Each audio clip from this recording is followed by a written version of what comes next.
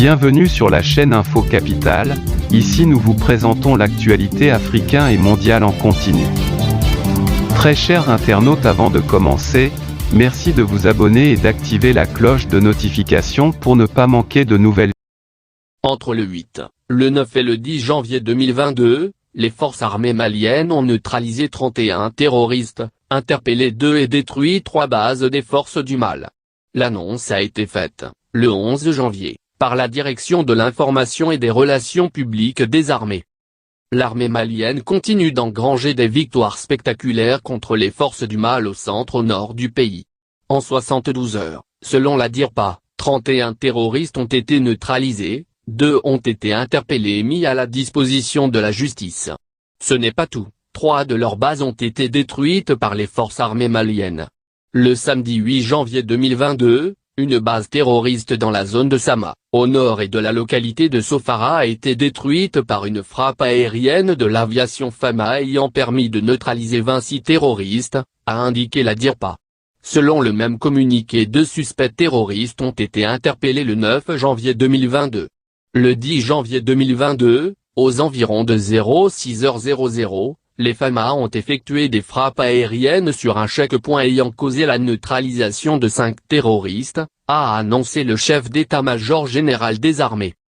D'énormes victoires de l'armée malienne depuis fin 2021. La montée en puissance de l'armée malienne est constatée partout.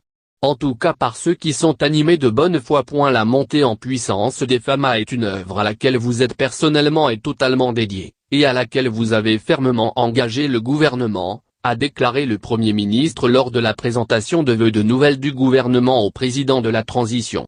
Selon lui, les résultats spectaculaires et inédits depuis plusieurs années, auxquels sont parvenues nos forces de défense et de sécurité, en cette fin 2021 et dès les premiers jours de 2022, se passent de commentaires.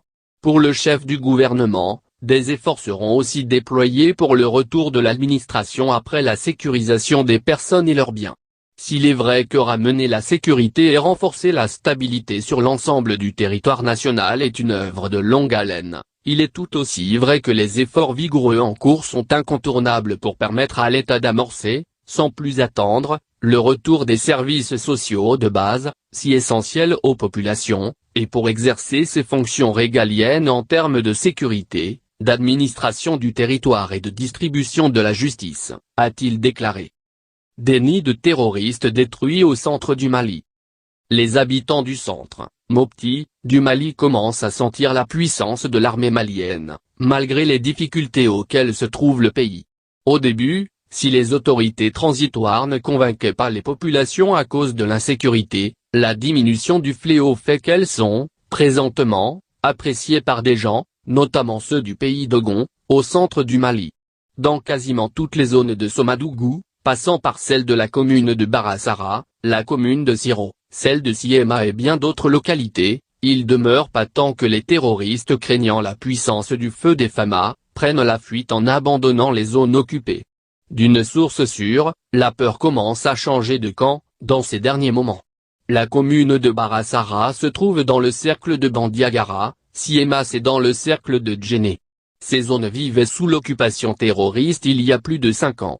Qu'il s'agisse de Somadougou, Siro, Barassara et autres, les terroristes avaient construit leur nid ou base, affirme Adaman Diongo, président de l'association des jeunes du pays d'Ogon.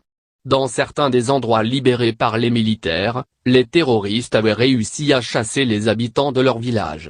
Ils avaient chassé les villageois avant d'occuper les lieux. Il y a de ces terroristes qui s'étaient mariés et avaient même des enfants dans les sedits endroits. D'autres avaient des femmes qui leur préparaient à manger et faire la lessive. Ceux-ci se déplaçaient avec des femmes, indique-t-on. Donc quand les mêmes endroits sont pris pour cible par l'armée, explique Adaman Diongo, ceux qui ne connaissent pas ces localités diront que l'armée est en train de tuer les populations civiles, femmes et enfants, alors qu'il s'agit des zones où les villageois ont été déjà chassés par les terroristes. Les populations civiles n'y sont même plus, parce que chassées par les terroristes.